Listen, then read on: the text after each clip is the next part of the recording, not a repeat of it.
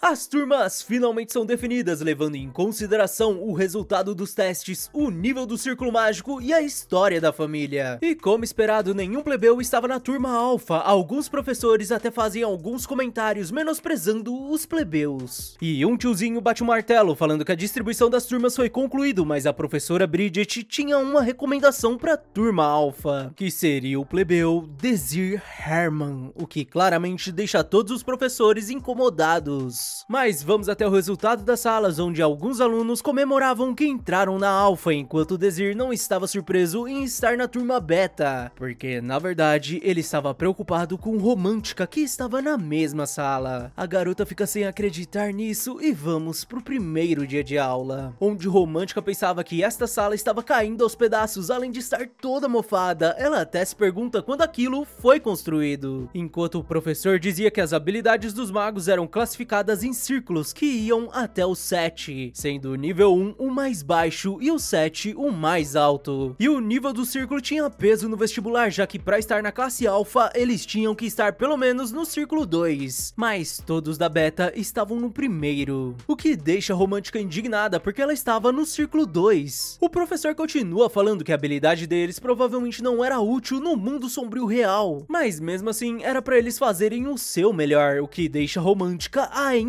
mais irritada. Mas ela se acalma e começa a se perguntar se ela não tinha sido escolhida para a turma alfa por este motivo, ou por causa daquilo. Ela resolve deixar isso de lado e diz que estar na turma beta já era ruim, mas estar na mesma turma de Desir era ainda pior, e sem falar que ele estava sentado ao seu lado. A garota fica curiosa por ele estar na mesma turma, mesmo tendo vencido uma cavaleira mágica, e diz que nada disso fazia sentido. Desir olha pra ela e a garota fica irritada com aquele sorriso, tanto que ela até assusta o professor. E vamos até os pensamentos de Desir, onde ele se lembrava da conversa que teve com a professora Bridget, onde ele a agradecia por tudo que fez no orfanato e ela ficava feliz por ele ter se lembrado dela. Ela até diz que ele cresceu para ser um mago excelente e ninguém imaginou que ele venceria a Zeste. Ela até tentou o colocar na turma alfa, mas os professores como nobres foram contra a ideia, e ela sentia muito por isso. Desir diz que a causa disso seria a barreira entre a nobreza e os plebeus, e a obsessão deles pelos status iria causar o desastre, já que nesta turma tinha muitos diamantes brutos e ele devia despertar a maior quantidade de talentos a todo custo. E você já sabe, se você não quer parar em outro mundo como um NPC, você só precisa se inscrever aqui no canal. E olha que eu não tô falando de um NPC do nível do Shadow, hein? Então se eu fosse você, eu garantia a minha passagem como protagonista, curtindo, comentando e compartilhando. Mas é isso, bora pro anime! E mais tarde vamos até a Romântica, que estava decepcionada, mas Donate Radon a chama e se apresenta como um aluno novo, assim como ela, apesar de estar na turma alfa. Ele diz que estava à procura de integrantes pro seu grupo e Romântica o deseja sorte, mas o garoto diz que estava falando com ela por este motivo, já que ele iria participar da Blue Moon, que seria o melhor grupo do instituto, formado pelos melhores alunos da turma alfa, e ele veio convidá-la, já que a garota tinha habilidades excelentes, além de uma linhagem perfeita. A garota pensa que se ela entrasse poderia ser promovida para a turma alfa, então sua resposta seria óbvia, mas Donate diz que tinha uma condição, e em troca de sua recomendação ela deveria ser sua namorada, o que deixa a Romântica envergonhada por ser algo repentino e por eles terem acabado de se conhecer. Mas Donate diz que a viu na cerimônia de entrada e tinha sido amor à primeira vista, e era impensável eles terem colocado uma nobre tão brilhante como ela na turma beta junto aos plebeus imundos, e por isso ele queria que ela fosse com ele, mas Romântica pede um tempo para que possa pensar. Ele concorda e dá um canavim pra ela, porque em sua cidade natal era de costume presentear quem você ama, e quando Romântica o abre, ela encontra um colar. Donate diz pra ela aceitar isso como prova de sua sinceridade, e por isso ele queria que ela aceitasse o presente. O garoto vai embora e diz que estava esperando uma resposta favorável. Romântica fica um pouco pensativa e Desir surge atrás dela, a assustando, quando diz que aquilo não era nada mal, e Romântica diz que não era pra ele aparecer falando com ela tão de repente. combate. Ela se levanta e pergunta o que ele queria e Desir fala que queria fazer a mesma proposta que Donete. Ela pergunta se ele achou que ela ficaria com ele e Desir diz que na verdade estava falando sobre formar um grupo. E ela diz que isso era ainda mais improvável, já que ela estava entre o melhor grupo do instituto, onde o sucesso era garantido, contra um grupo criado por um aluno novo da turma beta, então qual ele achava que ela iria escolher. Desir se lembra que este foi o maior erro que ela cometeu. Romântico manda sumir dali já que não tinha nada pra falar com ele, e Desir diz que não tinha escolha e coloca uma carta em cima da mesa. Ela pergunta o que era aquilo e ele diz pra ela ler quando ninguém estivesse por perto, o que faz Romântica dar um sorriso malicioso. Ela pergunta que tipo de coisas vergonhosas ele escreveu ali e Desir fica sério. Ele sussurra em seu ouvido, recomendando se livrar daquilo depois de ler, pro seu próprio bem, o que deixa Romântica aflita. O garoto vai embora e ela se pergunta o que era aquilo e ao ler ela fica irritada, se perguntando como ele sabia daquilo. E enquanto isso, Desir pensava se ela iria ficar furiosa ou se iria chorar, mas a conhecendo bem, ele apostava que ela iria ficar brava. Ele continua andando e observa um garoto, ficando feliz por finalmente ter o encontrado. E vamos até o campo de treinamento, onde Desir estava observando aquele garoto que se chamava Pran Schneiser, que no futuro seria um dos guerreiros que participou daquela batalha antes dele retornar no tempo, sendo um dos espadachins mais rápidos e fortes em uma linha do tempo onde Mal recebeu treinamento. Mas desta vez ele poderia se tornar mais forte. Desir estava afundado em seus pensamentos e Romântica o interrompe, perguntando como diabos ele descobriu aquilo. Mas Desir manda a garota fazer silêncio, já que o treinamento iria começar. Ela fica um pouco curiosa e olha pra Pran, perguntando o que era aquela forma de vida tão adorável. Desir concorda que Pran seria meio fofo, enquanto ela se derretia com tanta fofura. E enquanto isso, Pran escolhia a sua espada, que deixa Desir intrigado, por ser uma espada tão grande. Pran se apresenta ao seu adversário, que o menospreza, falando que não iria anunciar o seu nome a um simples beta. O professor libera o combate e Pran parte pra cima do garoto, o surpreendendo com o impacto de seus golpes, mas o garoto fica cansado por conta do peso da espada. Romântica diz que ele era bem forte e Desir diz que algo estava errado, já que ele estava apenas golpeando cegamente. E aliás, por que ele estava usando uma espada tão grande? O outro aluno entra em fúria e o ataca diversas vezes, enquanto Desir falava que os ataques estavam vindo sem parar, mas conhecendo Pran, ele iria. Bom, o garoto de cabelo vermelho salta em direção a Pran e ele parte pra cima dele, o que faz Desir gritar, o mandando esperar. Mas o outro aluno consegue desviar com um sorriso no rosto, o desarmando e vencendo o combate. Romântica diz que ele se esforçou, mas não teve jeito. Ela até fica curiosa do motivo do garoto ter escolhido uma espada tão grande que não servia pra ele. Mas algo chama a atenção de Desir, que seria Percival se aproximando de Pran. Ele começa a bater no garoto e Desir manda ele parar, correndo em direção a eles. Enquanto Percival batia diversas vezes em Pran, o juiz fica sem nenhuma reação, mas Desir chega perto do garoto e o pega no colo. Desir grita com Percival, falando que a disputa já tinha terminado, mas ele o manda calar a boca, senão iria ficar do mesmo jeito que o garoto. O que faz Desir perguntar se o golpe dele tinha sido tão forte assim, porque talvez ele tenha inveja de quem era mais talentoso que ele. Fazendo Percival ficar em fúria, ele ataca Pran com sua espada de madeira, mandando Desir calar a boca. E quando Pran estava abrindo os olhos, ele nota que Desir bloqueou o golpe, quebrando a espada apenas com seu braço. Desir diz que ele já tinha vencido a disputa e com um olhar de fúria, ele pergunta o que mais o garoto queria, o que faz Percival ir embora, falando que lembraria do rosto do garoto, enquanto Pran o observava. E vamos até uma sala onde Pran perguntava se estava tudo bem após fazer um curativo em seu braço. Desir diz que estava tudo bem, já que usou magia para bloquear, então não recebeu grandes danos. E Romântica diz que assim como no vestibular, ele tinha sido muito imprudente. Pran pede desculpas e diz que ele iria sentir um pouco de incômodo no braço sucesso por um tempo, mas Desir diz que tinha escolhido se envolver, então ele não devia se sentir culpado. Mas Pran se sentia culpado porque alguém da turma Alpha tinha virado inimigo de Desir. Ele começa a chorar, o que faz Romântica falar que ele ficava muito fofo chorando. Desir diz pra garota se controlar e Pran diz que ainda não tinha se apresentado. Ele fala o seu nome e Romântica interrompe Desir, se apresentando, mas logo em seguida Desir se apresenta e diz que era um prazer conhecer o Sr. Schneiser. Mas o garoto diz que ele poderia o chamar pelo primeiro nome e a doida por coisas fofas o chama de Pran, e Desir o chama de Sr. Pran. Mas o garoto fala que ele não precisava ser tão formal e Desir o chama de Pran, o deixando envergonhado, enquanto admirava Desir, ouvindo sua voz ecoando em sua cabeça, falando Pran, Pran,